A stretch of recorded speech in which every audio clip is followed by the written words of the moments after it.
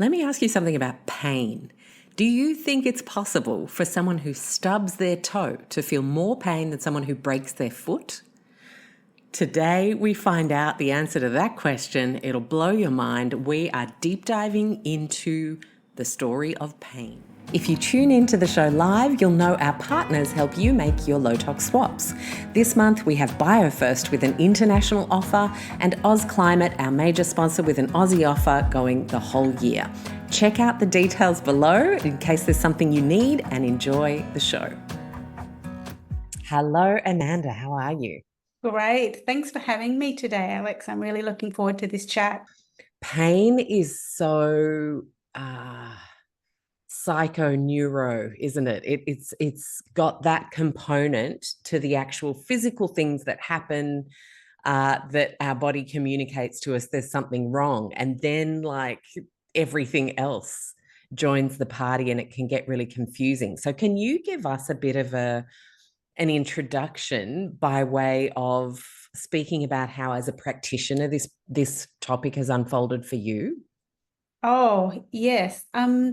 Interestingly, look, I don't have chronic pain, and I will say that straight up, but in clinic settings, I was seeing a lot of patients with chronic pain. I was working in with a musculoskeletal therapist, and so patients were being referred to me who had significant pain and persistent pain of various different types, and I just wasn't understanding it. It's not something that we look at in depth in our undergraduate training. And well, I should say we look at the biology of acute pain. We don't necessarily explore the concepts in chronic pain. And when you're seeing people with persistent, recurring, or chronic pain, that's an entirely different story. And so the strategies that I were trying weren't working very well. And at that stage, look, I was curious. I wanted to know more. So instead of doing a few courses, I jumped in and did a whole master's in. Because you're that kind of gal.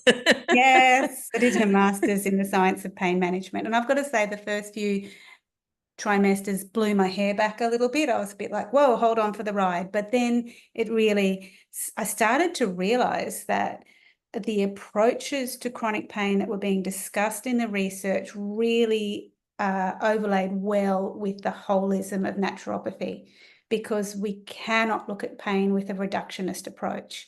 And of course, naturopathy is, I'm sure it can be reductionist, but we try not to make it reductionist. And so there's complexity in both of those. And I found that those philosophical underpinnings or the frameworks dovetailed quite well.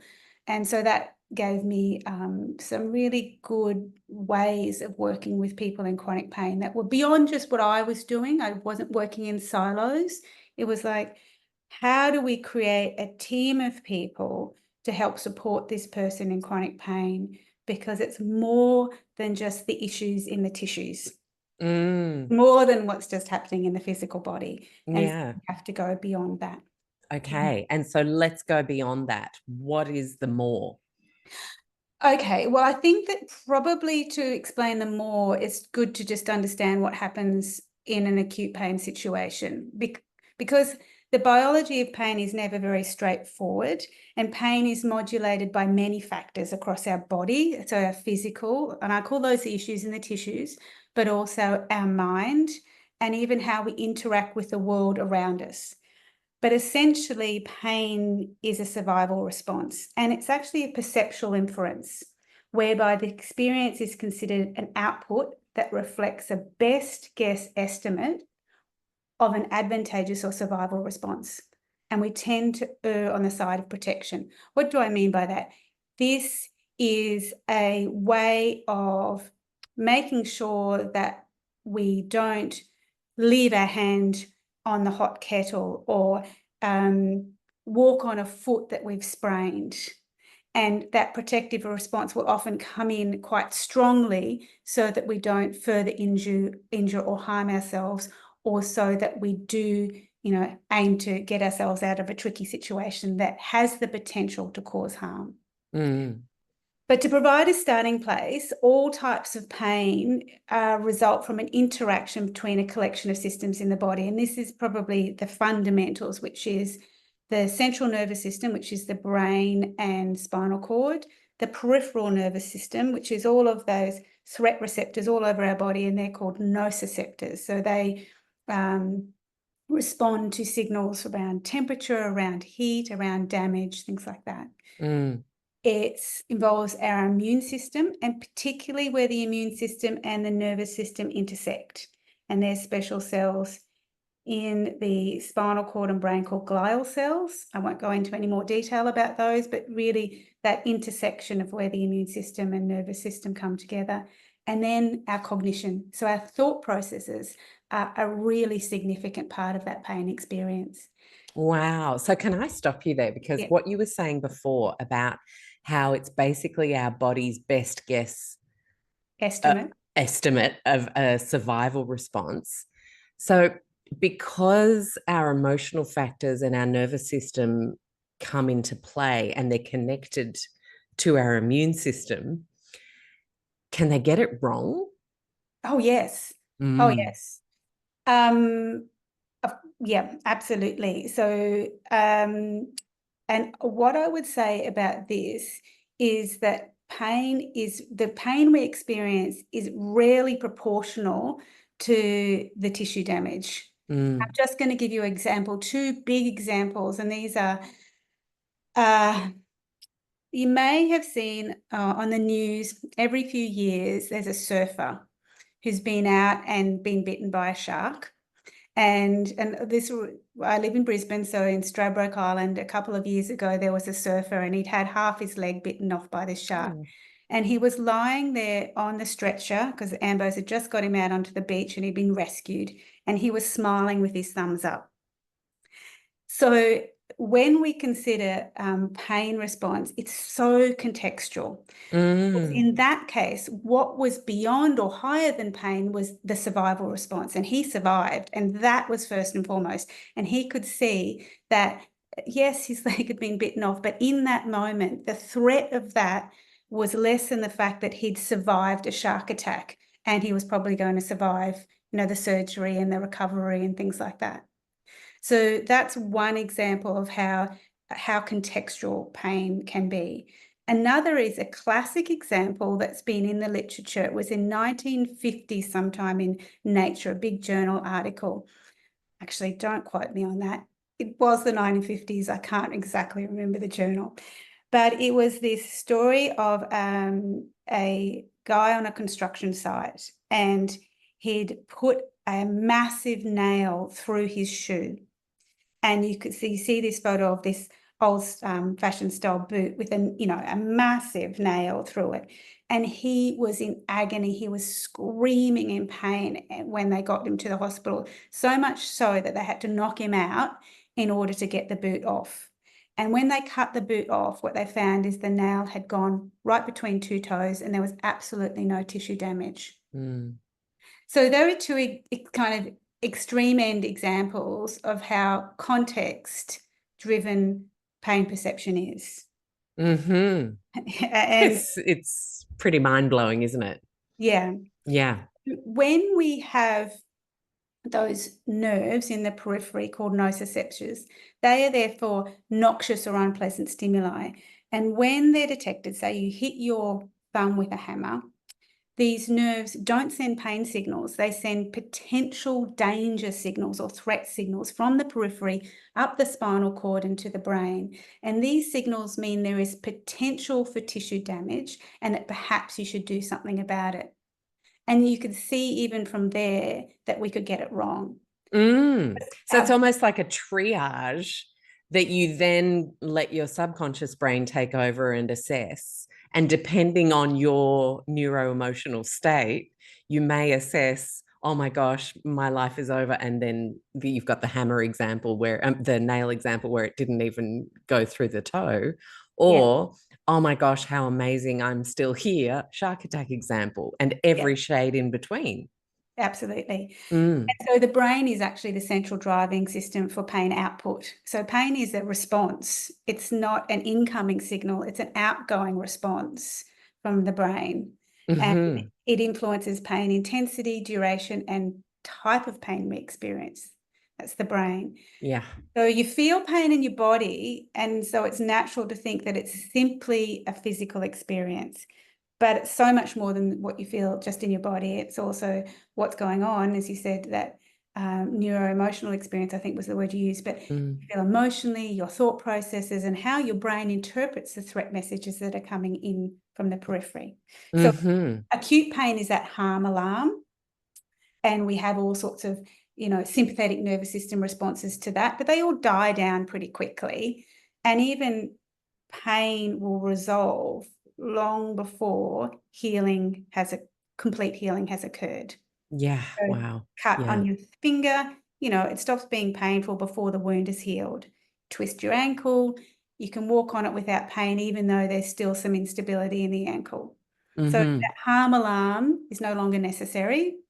So the pain subsides. And is that because almost the nervous system and immune system know, like, you're onto it, you're looking after it, and we can back off now because we're happy with the way this is being dealt with? Is it almost like that sort of Yep. situation? I think if I could just put it in slightly different words, so I'm going to Yeah. say, and it's a reflection of how threatened you feel, or how That's threatened what I you. wanted to Yeah, get to. That's yeah, interesting, because that would then suggest that based on our general senses of perception of threat in life, perhaps past traumas or poor vagal tone. I mean, we could go on with all the presentations of what might make someone rise to panic faster than the next person, but that then plays a role in the perpetuity of something moving into chronic pain as well, maybe. absolutely. So past experiences, general health, beliefs around pain is significant. Sleep, where everything always hurts more when we're tired, right? How fit we are, our psychological well-being, all play a role in how much pain an individual might experience. So I will just make this point. We could say that individual context makes pain a very individual experience. We can't compare pain. So if someone's got fibromyalgia and another person A and person B, we can't say that their pain experience is going to be the same because they've got the same condition. Or if someone has low back pain or any kind of pain, it is a very individual experience as to how much pain perception and how much pain they're experiencing.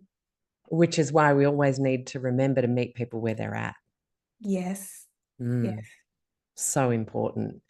And it's almost like our medical system doesn't really have a great way of doing that, because we need to systemize to be able to be as efficient as we need to be to see as many people as we need to see. Absolutely. Yes. And that's a luxury that I have, is that I have more time to spend with people. Yeah, which then brings the subject of privilege. Like, not everyone either knows about holistic healthcare. I remember I got to be antibiotic resistant to strep bugs before I found out about naturopathy, and haven't had tonsillitis since. Well, once.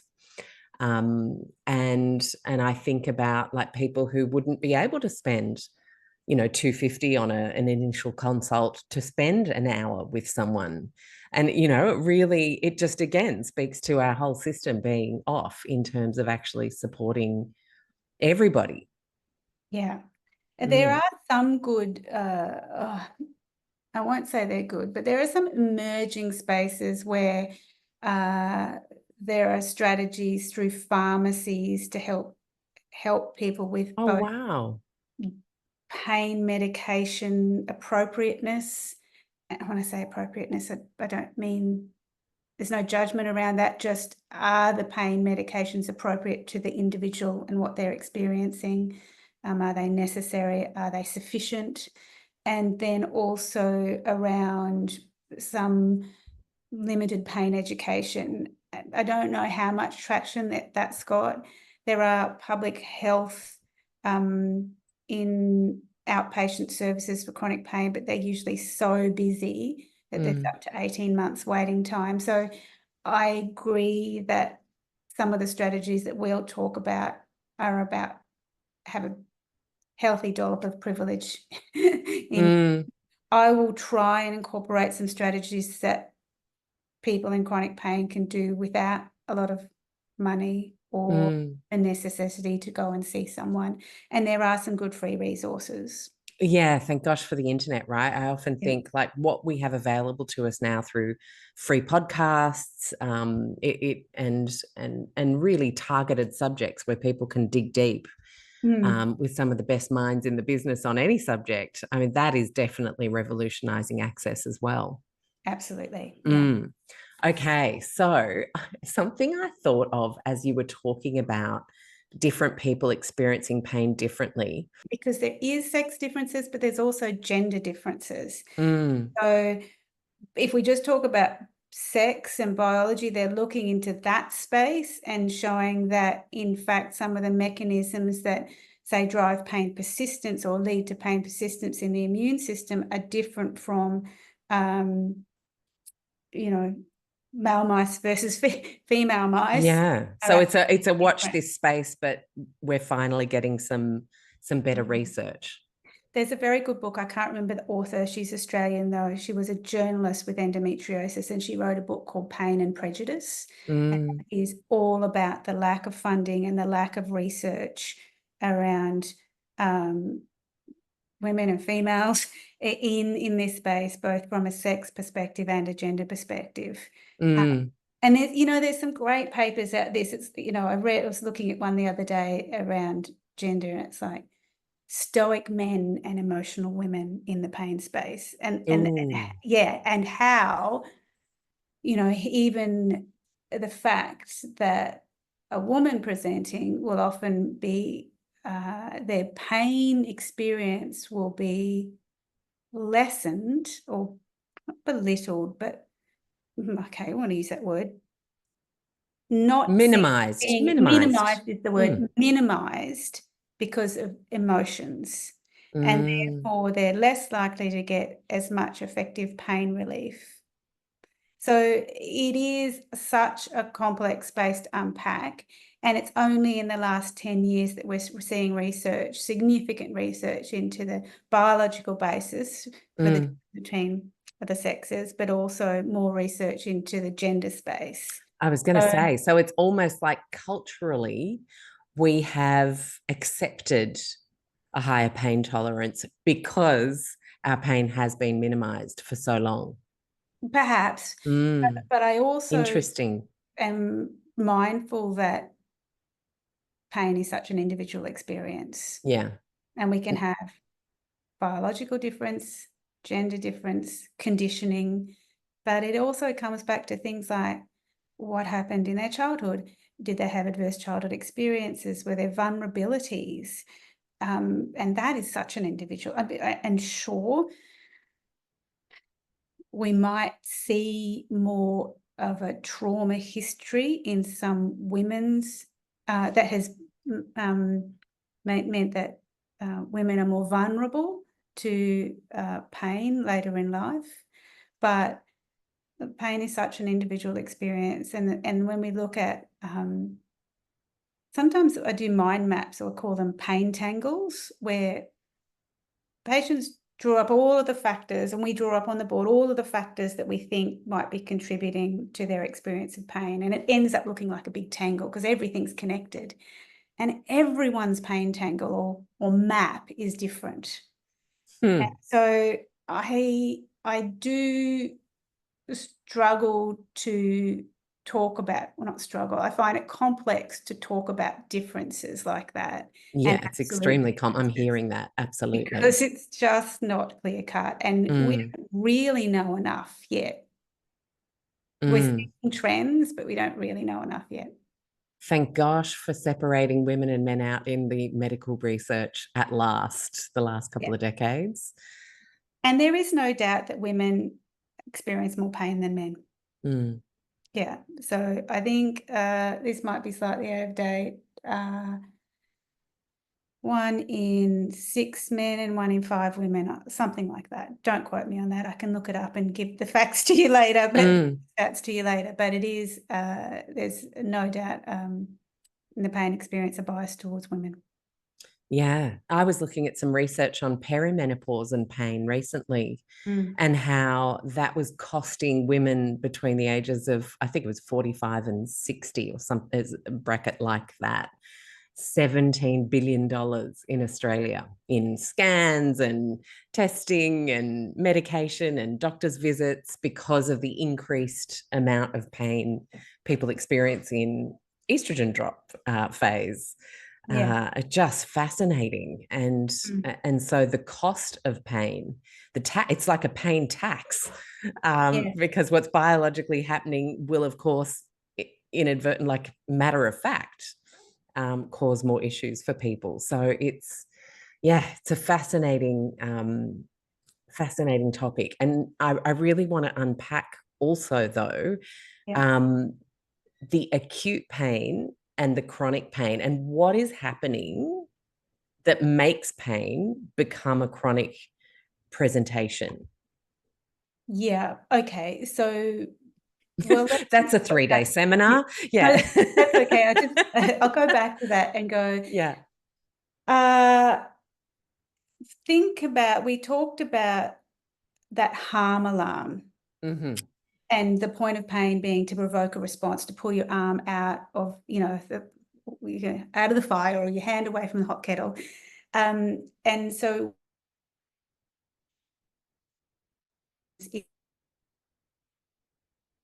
really annoying. And so in persistent pain, the alarm isn't useful, and it becomes quite disconnected from the initial problem. It isn't telling us if there's smoke or even a fire. The fire is out, under control, but the alarm is still sounding. And Mm-hmm. technically, if we want to give a medical definition to this, it's pain becomes chronic after 3 months, and that can be either persistent pain or recurring pain. If it's been experienced for over 3 months, then it falls into the chronic category. And there is certainly more going on than just the issues in the tissues. We know that with acute pain as well. But with chronic pain, there starts to be changes in the nervous system. Hmm. And the nervous system becomes programmed to be hypersensitive and set on an overprotective setting, which produces increasingly painful responses and pain amplification. Wow. So Yeah. this is like a negative feedback loop almost. Yeah, it's that concept of neuroplasticity. The system Mm. changes and adapts, but in this sense, it changes and adapts in a space where we don't necessarily want it to. Mm-hmm. And it means we stay in that overprotective state. And even the map for responding to pain or threat messages expands in the brain. So we become excellent at producing pain. And the brain learns, if you like, that this is the go-to response or go-to output for threat. Mm-hmm. And so it stays in that state. And we talked about the immune system. It becomes involved in those sustained pain responses, and it can become or can contribute to that sensitization of the nervous system, which means that incoming threat signals are given more attention and importance. It's like, pay attention, incoming threat, really important. Mm. The spinal cord and the brain. So when the immune system is involved, everything becomes more ramped up, more turned up and edgy, and the whole system's on higher alert. And then this becomes a vicious cycle, and it's a bit of a learnt cycle. Now, we don't necessarily consciously learn it, but it does become, as I said, the go-to response. Yeah. And then we start to see it being disconnected from the original source of the pain. For example, Bingo. This is where I was hoping we would end up, because that's like probably huge for so many people. yeah. So as sensitivity increases, our brain starts to link pain with normal sensations, normal activities like bending over, or even situations. So if you've had a bad day at work or you've had a fight with your partner, you might get pain amplification. And so things that we used to be able to tolerate can even become triggers for pain. And things that we become more sensitive with that nervous system sensitization. So we might be sensitive in a lot of ways, not just more pain, But foods that we used to be able to eat, we're now sensitive to, or light, or noise, or people just become more irritating. And then external factors like our work environment and social engagement kind of just all dump in like unhelpful baggage and further entrench this persistent pain, making it that vicious cycle. Wow. And so you can see then how gut health becomes involved in this vicious cycle, which I was talking to Dr. Gundry about the gut brain paradox a couple of weeks ago, and how uh, uh, yeah, exactly what you're just saying. Then the implication of pain relief coming in, and that further damaging the gut, which damages immune, which damages the nervous system response. So the loop is very complex. Yes. And so there's lots of loops, sustaining loops in chronic pain. And that's why when we have a look at how many sustaining loops there could be, it really comes back to, well, what is this individual? What is triggering their threat responses? And then once they're in chronic pain, what other factors start to contribute as well? And when we have normal, or I say normal everyday situations, but things that we used to be able to tolerate now becoming threats, that's when we really see persistent pain amplify and become a cause of significant morbidity. Yeah. And there's lots of factors that are at the intersection of chronic pain. So we've got those sensory inputs, that's the issues in the tissues. So that could be injury or inflammation or musculoskeletal issues or gut issues. So that's still a sensory input, that gut link. Yeah. Even though it influences the brain. There could be psychological vulnerability or comorbidities such as depression and anxiety. We might have environmental inputs such as our level of social connection, our stress levels, our attachment styles, whether we feel secure and like we belong. Other comorbidities such as obesity or addiction or other pain conditions. So what we have is we start to see multiple overlapping pain conditions such as temporomandibular joint dysfunction with migraines, with fibromyalgia, or irritable bowel syndrome, with endometriosis, with fibromyalgia or joint hypermobility. So we start to see pain conditions amplifying pain responses. So that it's very normal in this picture to see multiple things diagnosed. Yeah. And also with chronic pain, one of the things that's quite interesting, I find, is that we start to see pain spread and move. So a person in chronic sustained pain and has been there for, a certain length of, not any particular length of time, but they've been in this situation for a while, will start to say, yes, I have multiple pain sites, and sometimes they move and shift. And often there's a degree of somatization around that, which is, what's this new pain? Does it mean that things are getting worse? Does it mean that there's more tissue destruction, that there's more trauma or something's more inflammation? And often the case is no, it's just part of that chronic pain situation where we will see moving, shifting pain and pain amplification with stress, or pain amplification with a poor night's sleep or mood changes. 100%. I broke my foot nearly 2 years ago. And if I've had a poor night's sleep, that'll be the day that I can just feel a teeny tiny little, oh, that's right, I broke my foot a couple of years ago.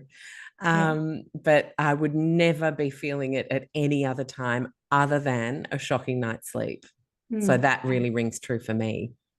Yeah, absolutely. And so issues with the tissues. I love that phrase because it's going to help us with this next question I have, which is around when you actually do have a diagnosis. Maybe it's an arthritic condition, maybe it's like nerve pain, neuropathy, maybe it's a irritated nerve that you need to get injected every 6 months, or recurring whatever it might be as a diagnosis. That's a real thing, like a real inflammation is happening and a real pathology might be happening, or a real wasting away of tissues might be happening or rheumatoid arthritis.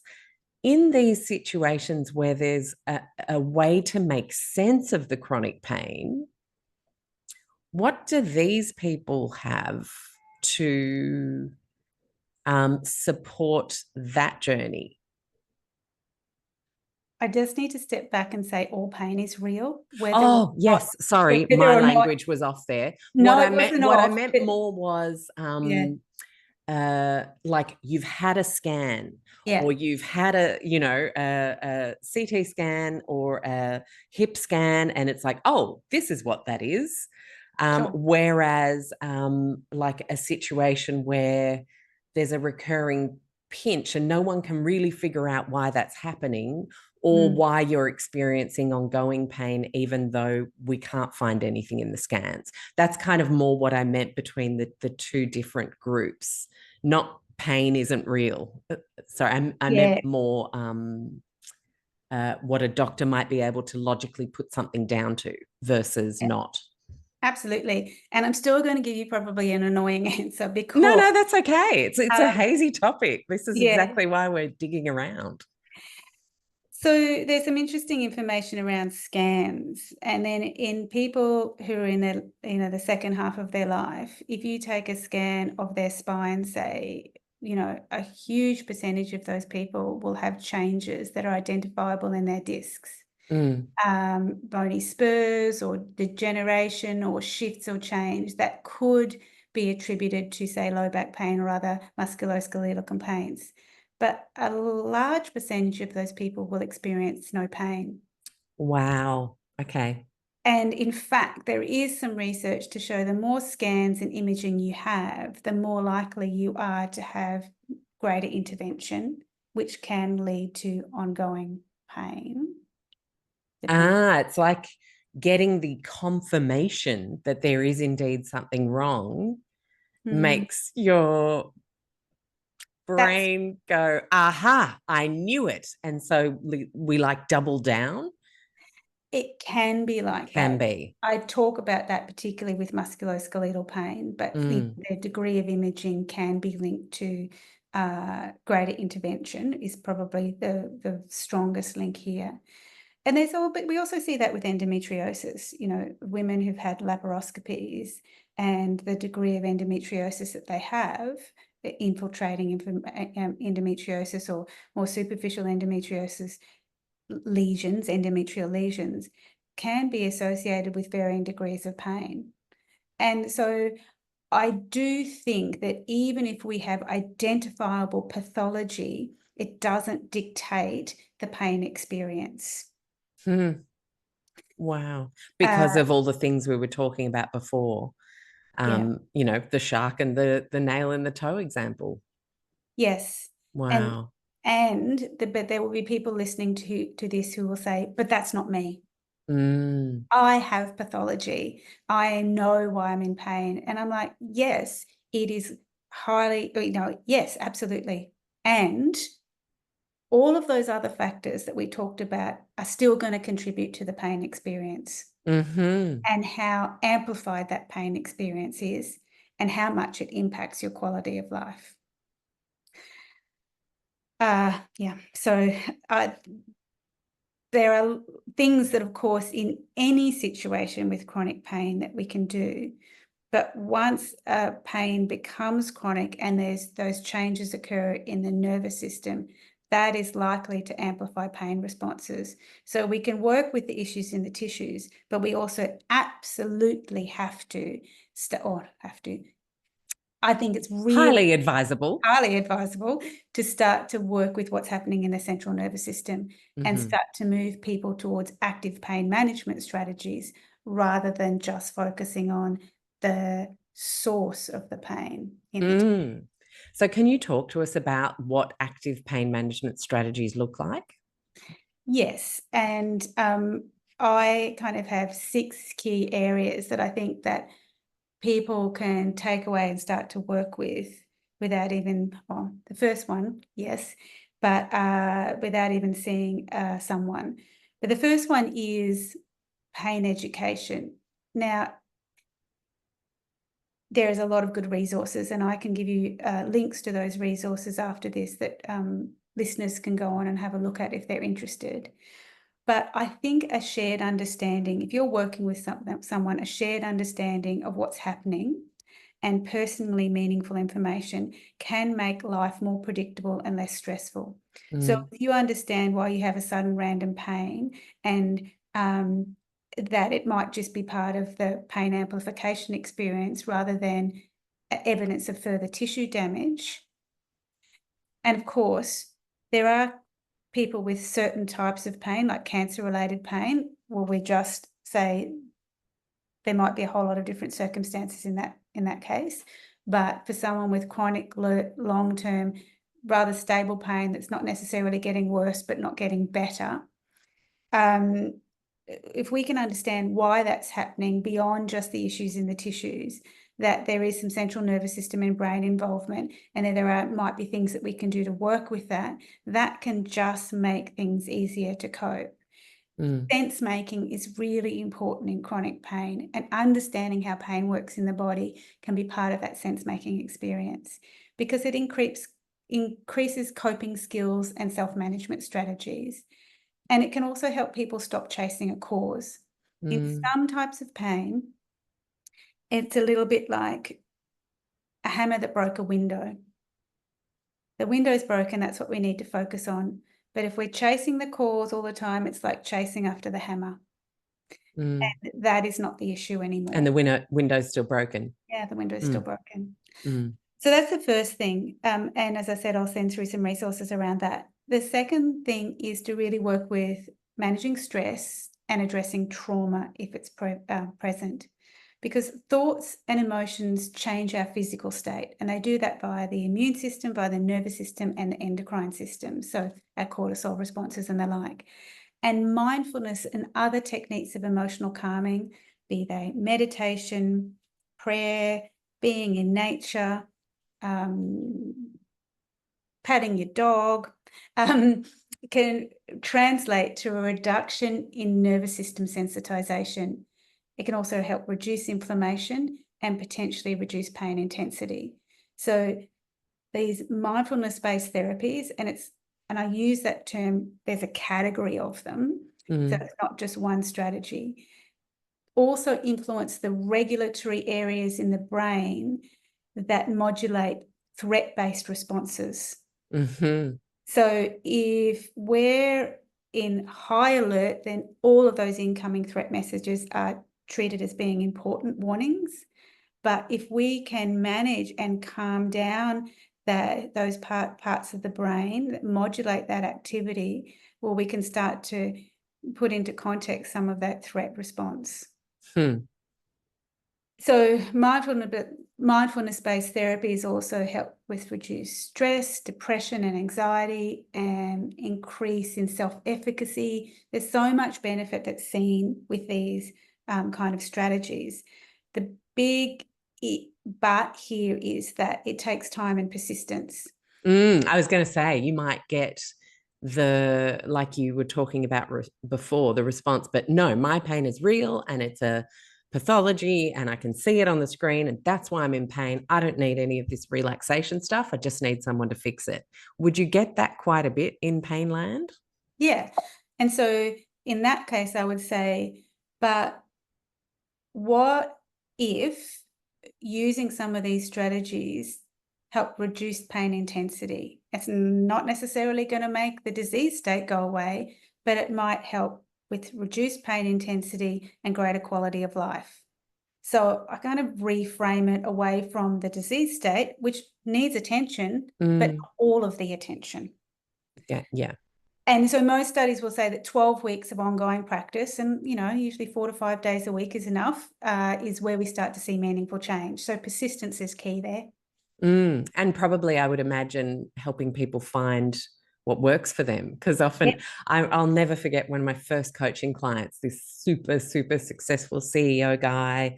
And, he really needed to relax. He really did. He found it very hard. And we talked about meditation. He goes, fine, I'll try it. Comes back the next coaching session. He's like, I hate meditation. It's awful. I'm not doing it. And I was like, oh, what did you experience? And I just couldn't sit there. I couldn't sit there and listen. I'm like, couldn't sit there and listen to what? Oh, her voice, it drove me insane. And I'm like, you do realize there are like a bazillion apps now and different people you could even do a guided meditation with on YouTube, or even just a quiet bird sounds and focus on your breathing for 3 minutes, anything. It's got to be something you want to show up for, not something you think you need to do. I think that's so important. And I even talk about that with trauma as opposed to stress management. Where someone experienced trauma, their body is often in a heightened state of alertness or stress, so that hypervigilance of the nervous system. A big challenge in treating trauma is, how do we help people live in bodies that feel fundamentally unsafe? Yeah. And so I think trauma-informed therapies really can be very helpful. But again, it's so individual. What works for some doesn't work with others. So is it counseling or psychology? Is it somatic therapy, yoga, trauma-informed yoga, tapping, or EMDR? There's so many different ways that we can work with that trauma space. But I do think it's really important that the practitioner's trauma-informed and knows what they're doing in the trauma space. Yeah, 100%. I'll pop a couple of resources that I've really enjoyed myself over the years too. And as someone who's gone through the mold toxicity thing, trauma is huge because of the financial implication, the home being unsafe really messes with your psyche. And I genuinely believe it is necessary. Yes. If anything, just as a support tool when you're going through hard things, pain being a hard thing, especially chronic pain, because it messes with you.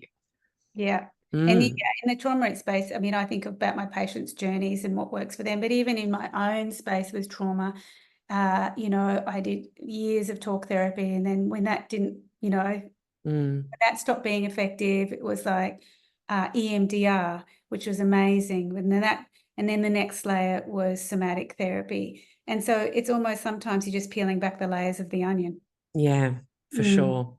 And do you find that the people who engage in these support tools to work on the nervous system actively might even require less medication if they're on pain medication? Yeah. That's the whole part of the whole point of this is if there's less pain perception, then there's less medication reliance or need. And because there's just less pain, I think that was a particular point that I made there. But yes. Yeah. No, the alarm's going off less, which makes you think you need to reach for the tablets less. Yeah. Yeah. Okay. I should cover off some other points. Sorry, did yes, you have... please. No, go for it. I'm ready for the next one, was what I was going to say. So go for it. I must talk about diet. Of course, yes. And I did a literature review about this about 2 years ago, and I'm due to do another one because the research in this space is changing. But 2 years ago, it was that there's a breadth of research in the types of diets working with chronic pain. So it's either diets or dietary patterns in different pain states, but there's no depth. So there's no one diet or dietary pattern that is better than another diet or dietary pattern. But even amongst that, if you look at all the research, there's themes. And so if we pick the themes out, then we start to get something that could be more meaningful for people with chronic pain to put into place. And the first theme is foods that are contributing to chronic pain or are associated with pain amplification. Yeah. Okay. And there's 3 of them, and I'm just going to list them. There's sugar, saturated fat, and ultra-processed foods. And we just can't get away from that because people are going to ask me, what about keto? Well, even the keto diets that have been done in the chronic pain space don't have more mono and polyunsaturated fats in them than they do saturated fats. Saturated fat is associated with greater inflammation and other health issues. So we kind of don't say low-fat diets. We just say shift your fat ratios over to the healthier fats. Not no fat, no saturated fats, just that ratio shift. The second thing is sugar, and there is actually some numbers around this in the chronic, and particularly in chronic musculoskeletal pain. The research shows that it's less than a teaspoon per 1,000 calories. We go, okay, if I'm going to cut out sugar, I'll just move to artificial sweeteners. I just don't think that's a good, viable solution. And can I ask on that front, because there's this whole extra category of sweeteners like your monk fruits and stevias and allulose and maltolol and all of those guys. Are any of those appropriate substitutes if someone really is finding it hard to cut back, or would you lump those as? No, I wouldn't necessarily. Look, I think some of the sugar alcohols like mannitol can be problematic for the gut microbiome, but some of the monk fruit and stevia in moderation are fine. Okay. I personally don't like them. I just prefer all my supplements unflavored these days, or things Yeah. unflavored. But it's not no sugar. It's just less sugar than is for general consumption. And if we talk about sugar and saturated fat, the perfect vehicle for those two foods is ultra-processed foods. It is indeed. Yeah. So if we focus on that, we knock two over the head. yes, so just reducing ultra-processed foods. Mm. Then there's themes around what to add in. And again, sometimes I feel like in the land of keto, where keto, carnivore, and paleo diets are at the fore, people don't love hearing what I have to say about this, but it is plant foods. And I'm talking vegan or vegetarian diets, but the diets that reduce inflammation significantly and support the gut microbiome tend to be plant foods. And the research shows generally the theme, in the research is that higher plant-based diets, not no meat, not no grains. You can do that if you want to, but I'm not saying cut them out, but crowding out with plant foods is what we start to see reductions in pain. Yeah. And so do we then have a problem given the state of gut dysbiosis in the general population these days, perpetuated by the rise of ultra-processed foods and factory farming and a huge amount of synthetic farming inputs? Do we have the situation where, though, there needs to be some gut healing done to be able to increase those plant foods? Because if you talk to people, a lot of people can't eat beans and legumes or cruciferous veggies, just like literally makes them clear the room within half an hour, or, a lot of digestive distress in eating plant foods or trying to increase it, which would then put people off and make them run into the arms of more of those carnivore, keto, paleo diets because it just feels safer. Can you speak to that? Because a lot of people are like, well, but that doesn't work for me. So what, does that mean I'm just going to be in pain now because I can't do the high plant food diet? What's the bridge, I guess, is what I'm asking there. Yes. And some of what I say is going to be based on clinical experience. Some of it's opinion, but the opinion based on the research that I've seen is that, yes, in some cases, we are going to have to do that gut work first. And in doing that gut work, we're not just going to be able to change their diets. We're also going to have wider effects in improving gut health anyway. So there's not a bad place to start. Yeah. But we can start with some gentle strategies like increasing resistant starches in small quantities. It doesn't have to be massive. Some of the, if you look at the FODMAP diet and the reintroduction of FODMAPs, it's like eat massive amounts of an increasing amount. And I'm just going to do a call out to Brad Leach in this space, Dr. Brad Leach, who's done a lot of, and Dr. Jason Horolik. Both of them. Yes, I love Jason. I've had him on the show a couple of times. Really good work in this space. And some of the things that they're doing is working with food introduction. And so again, I will take what I know from the pain space and do look at some of the work that they're doing, and then use that to support my patients in my clinical setting. Mm. And so it might be starting really small and slow with some cooked and cooled rice or some cooked and cooled potatoes in small quantities. Or if you're trying to introduce legumes, it's like start with half a teaspoon.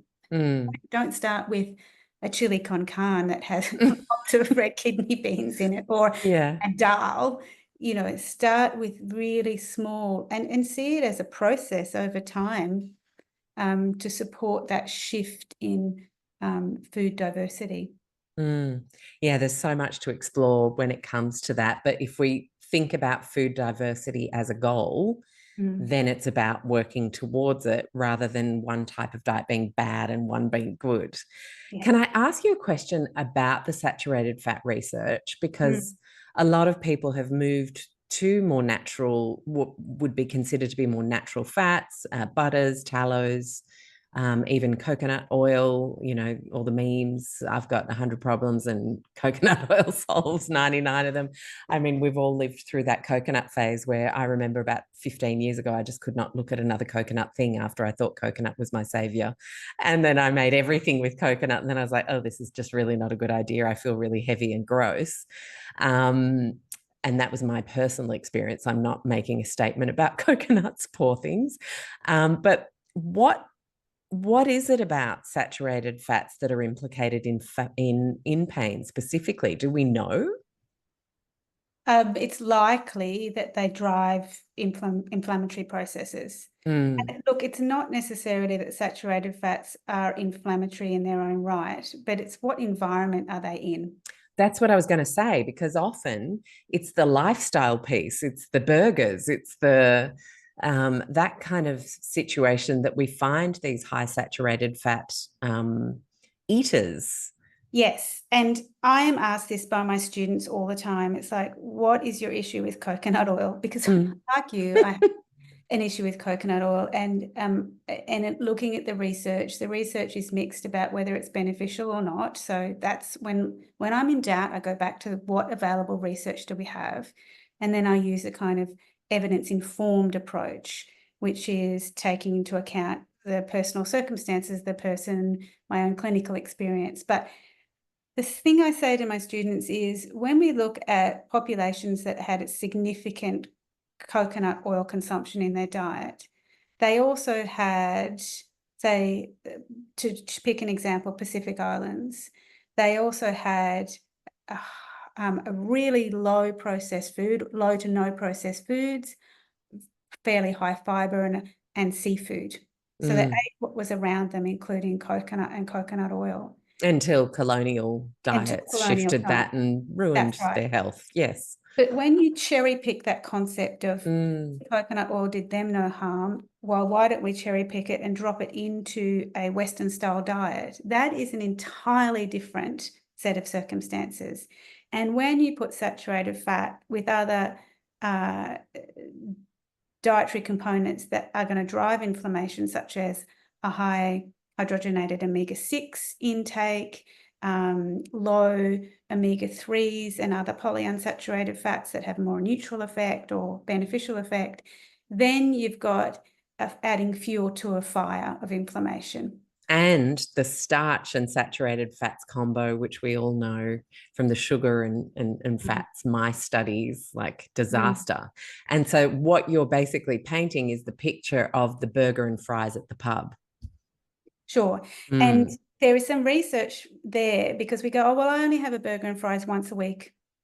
And it's like, good, but there's some research from the Food and Mood, I think it's Institute or Food and Mood Centre, and this was Australian research, and it was actually in depression, and it showed that it is overall dietary patterns, not necessarily specific foods, but if you eat like fantastically well, really healthily during the week, and then go for broke, eat whatever you want, the burger, the fries, the alcohol, the sweets, everything on the weekend, that still has similar impacts to not eating well across the week. Mm-hmm. So there really is that, from a dietary pattern perspective, it has to be a real emphasis on whole foods and healthier choices than we think. Yeah. A Okay. more emphasis than we think. And patients ask me, they say, well, what give me a number? And it's like, if you're eating 21 meals a week, you know, make sure that 18 or 19 of them are really healthy. When I was really healthy, Yeah. whole food meals. Mm-hmm. And I really took from your 1 teaspoon per 1,000 calories on a 2,000 calorie average diet. Have one small sweet thing a day. That's it. Yeah, Mm, absolutely. And enjoy mm, it. Don't mm. feel guilty about it, because that has Yeah. a whole lot of its own problems. Yeah. It's why I invite friends whenever I bake a batch of biscuits. Yeah.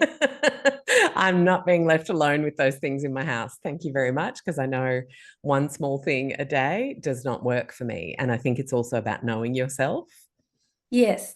And I Mm, really do think we have to be careful about restrictive diets and being part mm. of the problem. So my message is, yes, I'm talking about being healthy overall, but when you're having to cut out more and more food groups, or so conscious about what you're eating that becomes a stress in its own right, then that is equally problematic. Yeah, because We then just the have nervous to. system's in like, danger, danger. This is awful. I'm stressed. Yeah. Mm, mm. Gosh. Okay. What's next on the pain list?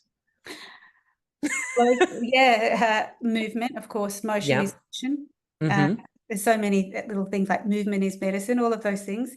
Uh, what movement does is improves physical function, can improve mood, and reduce pain, and it just winds down the nervous system. I've And so, noticed it myself in starting strength training last year.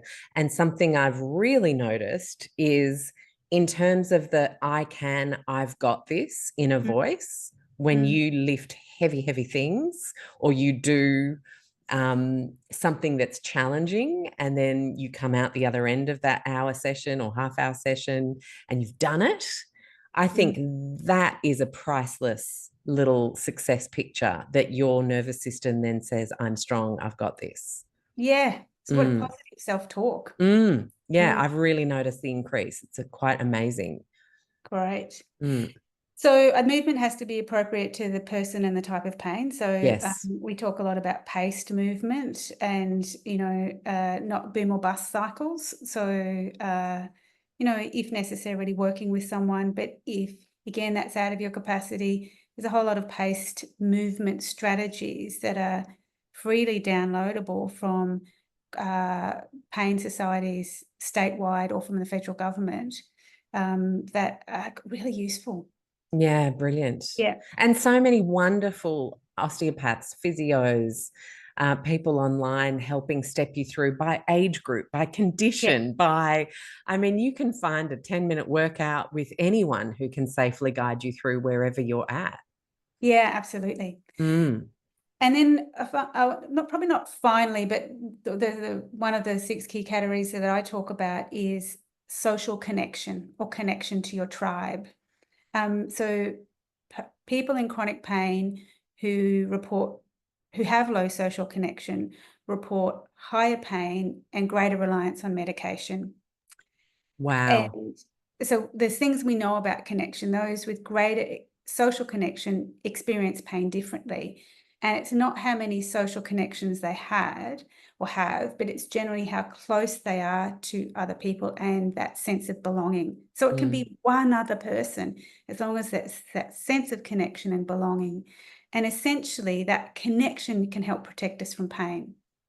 So conversely, being isolated or lacking social connection has physical implications.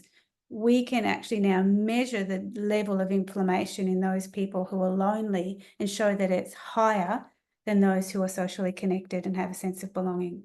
wow.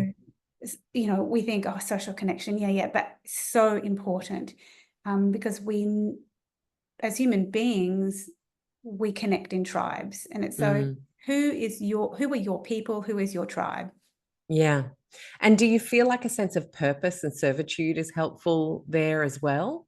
I Yes. feel like that's so big and so underrated. Like, what are you showing up for?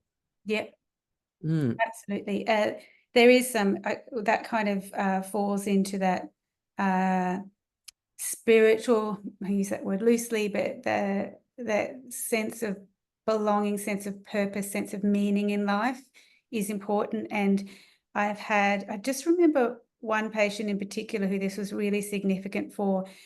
She was in pain and she had peripheral neuropathy, which meant that she couldn't walk a lot. And so there was a lot of being housebound. And she just said that it wasn't the isolation so much, but it was a loss of purpose because she was retired and she just didn't know what to do or what to focus on. And being at home and hanging out with her husband, while that was nice and wasn't an issue, didn't fulfill that sense of purpose. mm, So in the end, she looked at things that she could do from a volunteering perspective that would fulfill that sense of purpose, but that meant that she didn't have to be on her feet all the time. And there was some really nice programs around, you know, working with newborns and holding newborns who are premature to give them that contact with people when their parents can't be there.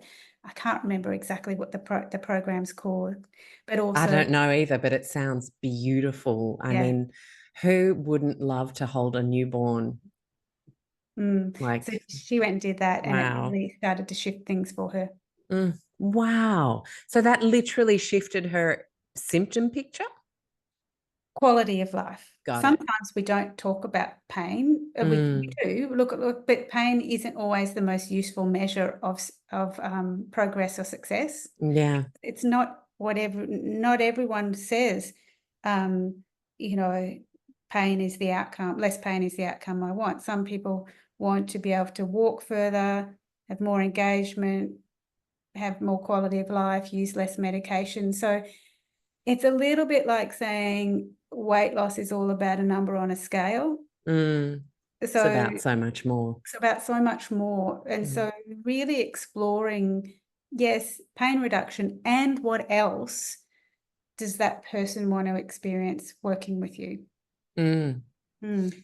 Wow. Okay. Last question is Mm. on holistic, like naturopathic support for pain. What does the research tell us? Because there are a lot of people who are like, I don't want to be taking painkillers. I don't want, like, they really feel like they want to break cycles of reaching for the whatever, Nurofen, Voltaren, codeine, whatever it is, opioids even. Yeah. And we know that's a crisis. And we know that's a loop with a lot of factors. I think your mind mapping, like how many things are playing into this for this individual, is Mm. brilliant because it really helps people realize it's not just I'm stupid and I have a dependency. It's like, wow, I'm still going despite all of that. That's, that can really help people in this new little doorway of hope. Mm. Are there supplements, things that we can support people with in this road that are really effective in the natural health space? Yes. I'm going to be cynical for a second. If you listen to Mm. the marketers of supplement companies, it'd have you believe that if you address the inflammation, the pain will go away. It's Yeah. like, Mm. just take this turmeric, this quercetin, this fish oil, this blah, blah, and it'll Yeah. reduce your pain. And sometimes it does, and sometimes it doesn't. But pain isn't just all about inflammation. Mm. So, addressing inflammation where it's present is important, and those supplements might have a role. Mm-hmm.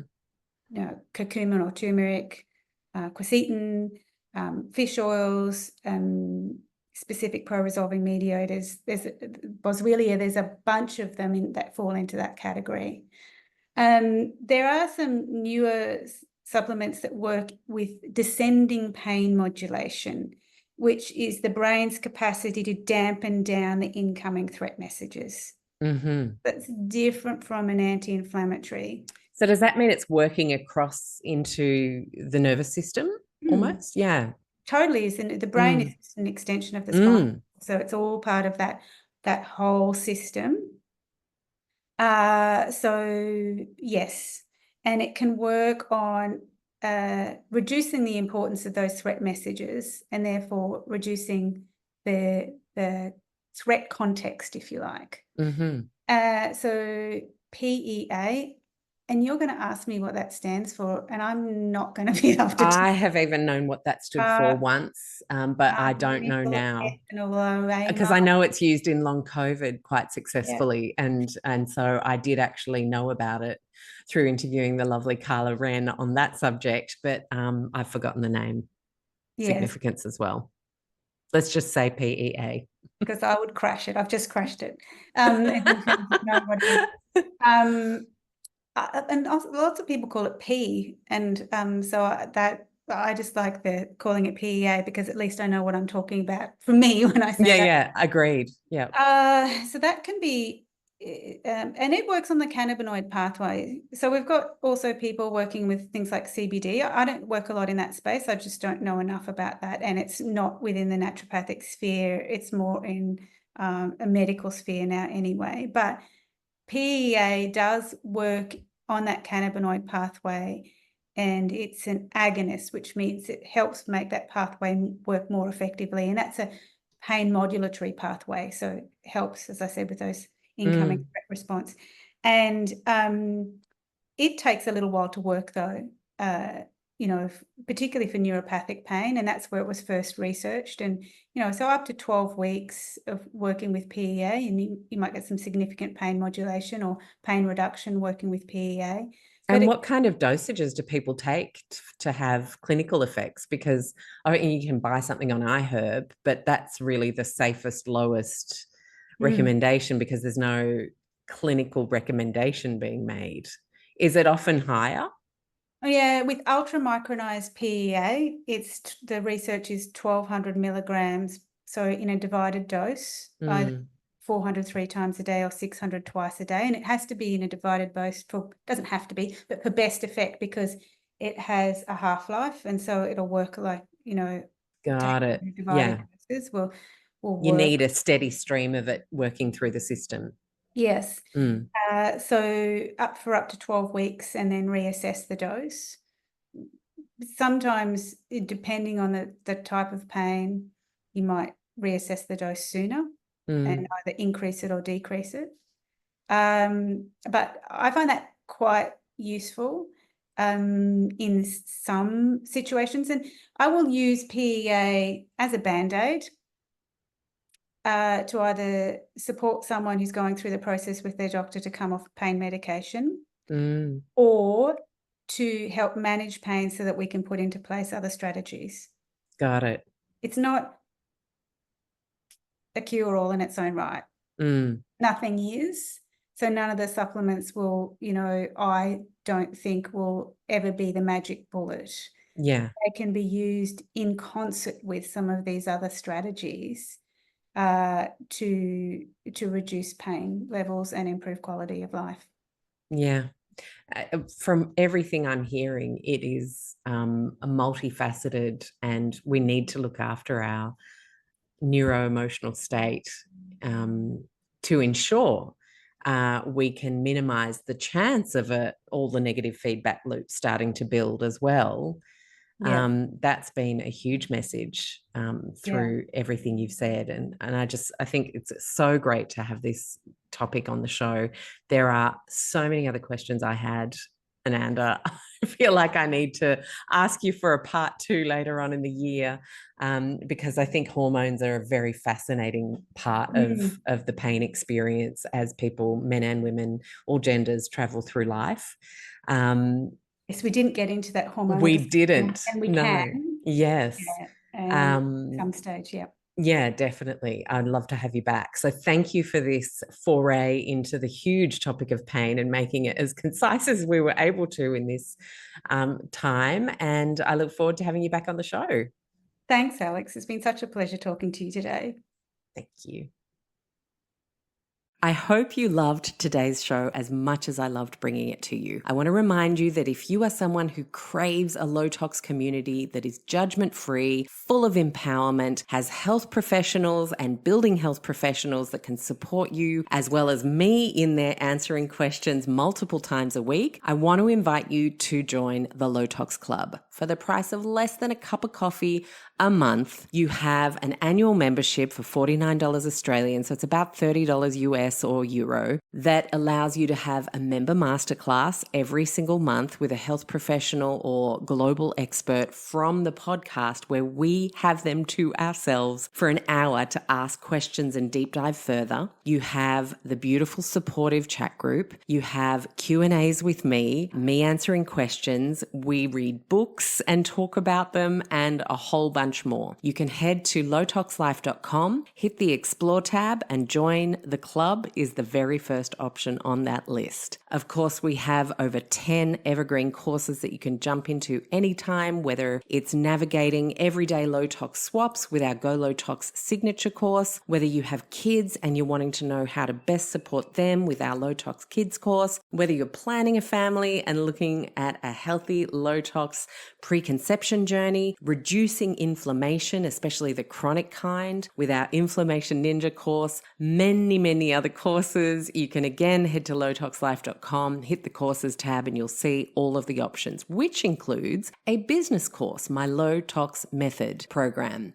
A lot of people don't know, but I was doing a lot before starting Low Tox Life in 2009, and I was a business consultant across hospitality, health, retail, and cosmetics. I have been in business consulting for a very long time, so I absolutely adore helping people move into the low tox space or develop their low tox businesses. So that's a way I can support you. And then, of course, there's our wonderful social media communities at Low Tox Life on Instagram, and of course, the website with over 250 gluten-free recipes, blogs, downloadable PDFs to help you navigate wanting to get rid of synthetic fragrances in your school or office. I could go on. So head to lowtoxlife.com, see what takes your interest or fancy, and thank you so much for being a part of our podcast community. I love reading your reviews. I appreciate every follow and subscribe, and I want to just remind you to finish off that if there's anything you heard that you found interesting from a medical or scientific perspective, it is intended as education only. Please always chat to a health professional who knows you and your situation best. I'll see you next week. Bye.